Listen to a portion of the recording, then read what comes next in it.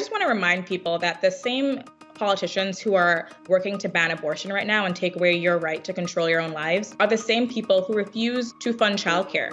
They're the same people who do not support sex education, who do not support contraception. That, I think, tells you everything you need to know about the country that we're living in and what the future holds. The people, united, will never be defeated. Planned Parenthood has been very prepared for every outcome when it comes to the Supreme Court and Roe v. Wade. We knew that this was a possibility. It, of course, was devastating to see in black and white what we've anticipated for so long now. But, for the past 8 months, especially with Texas having banned abortion, we have gotten a glimpse of what a post-Roe world looks like.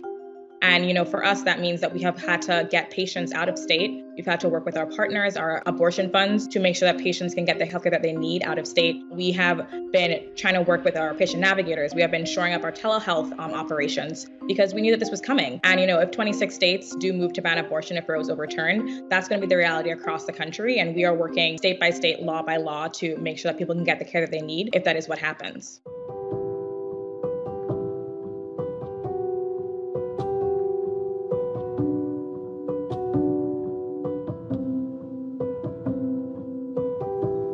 Banning abortion does not stop the need for access to abortion. And we know that in many cases, there are going to be people who will be forced to carry a pregnancy to term, an unwanted pregnancy to term.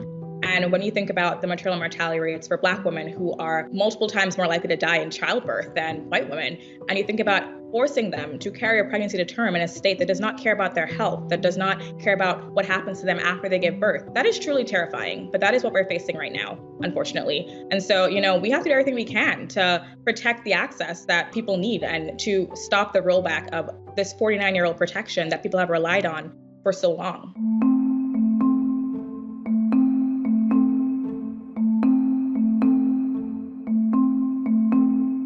It's like Florida, where they just passed a 50-week abortion ban that could go into effect July 1st. That is a state that a year ago, a 20-week abortion ban was seen as too extreme, but now they're passing 50-week abortion bans with no exception. So that's a state that is a huge priority for us. Nevada is another key battleground state. Georgia is another state that we're really, really focused on. And then there's states like Oklahoma that have passed 2 abortion bans last month and are poised to pass a 3rd this week, actually, where abortion is really front of mind for many people there. And even though the legislature keeps on passing these bans, people do not want them. And we definitely hope to turn out people at the margins that we need to retake control in all of these states. The fight is now. And at the end of the day, I hope that people really make clear that this is not what they want, because we've known that for a long time, that 80% of Americans want Roe to stand and support Roe as the law of the land. And we cannot allow any judge or any politician or any ban to get in the way of us making our own decisions about our bodies and our futures.